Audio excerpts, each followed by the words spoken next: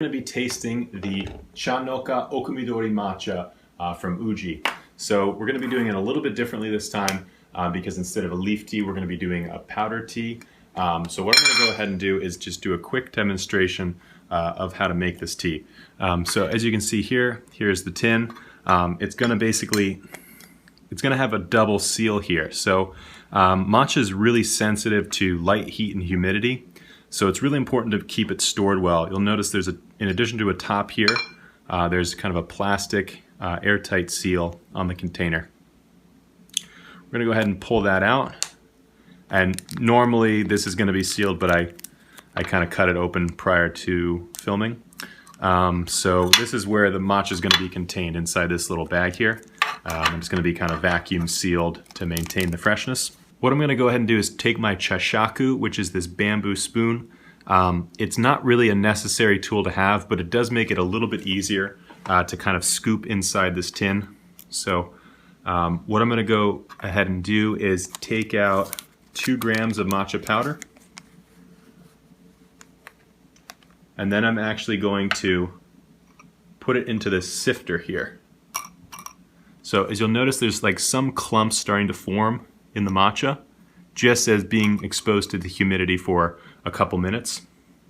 I'm going to go ahead and take another scoop, but just to demonstrate what we're doing here. Take another scoop of matcha. So this is an Okumidori matcha. You'll notice the color is quite nice. It's a nice little green color. And what I'm going to do is sift it through because I want to avoid the clumps that naturally form when it's exposed to the humidity. What this does is it allows it to mix more smoothly into the water. The last thing you want when you are making matcha is kind of these clumps that form when the clumps of matcha powder get mixed into the water. It's really going to affect your drinking experience, make it not quite as smooth. So let's go ahead and put this here for now. And you'll notice a much more finely sifted matcha powder without those clumps. That's really what you want there. And what I'm going to go ahead and do is close this back up. What I like to do is put like a little bit of a clip on there, but for now I'll just store it later. And so what we're going to do is, this bowl is called the chawan, so this is the clay tea bowl. Similar to what they use in the tea ceremony, but you can make your own tea ceremony at home if you have the chawan. If not, I just recommend using whatever bowl you might have. And for this, we're going to use 160 degrees Fahrenheit water.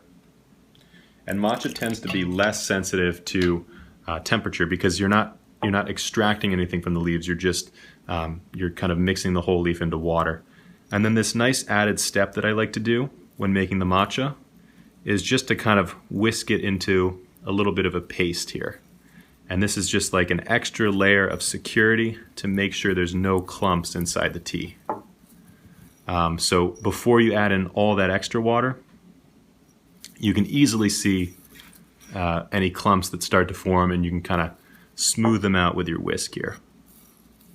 Another added step that you might like is to actually soak the whisk beforehand, and this will just make it less brittle. So let's go ahead and we have our paste here.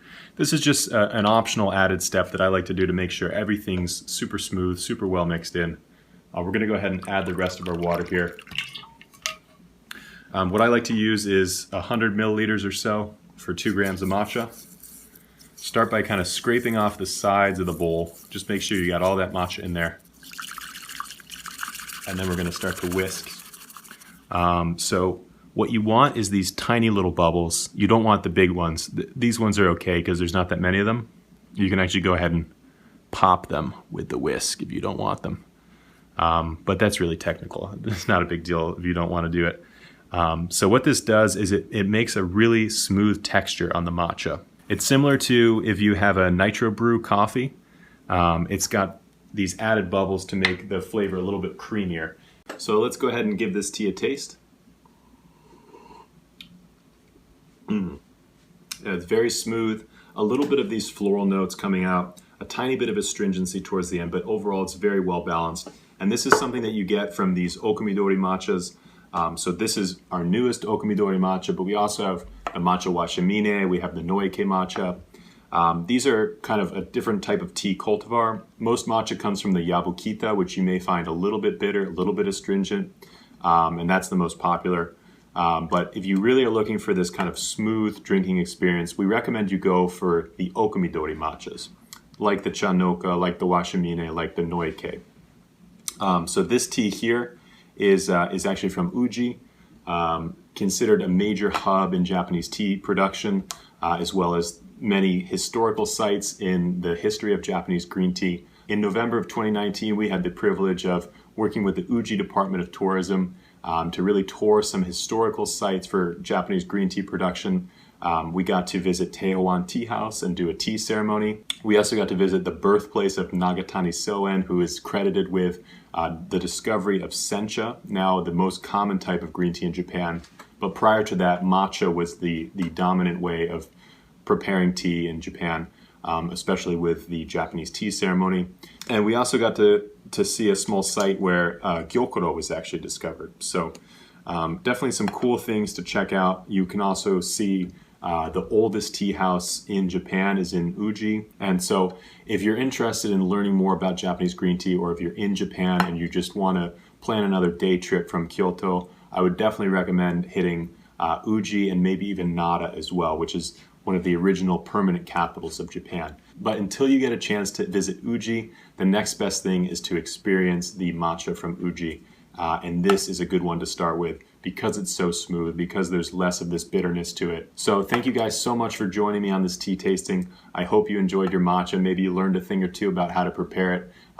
Definitely you don't need to take all these steps when you're preparing matcha. You can make it very simply.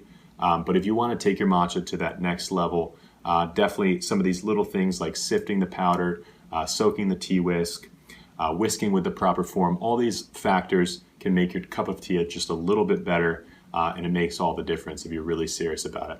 So thank you guys so much for joining me. If you have any questions, please feel free to leave them in the comments below. Until then, we'll see you next time.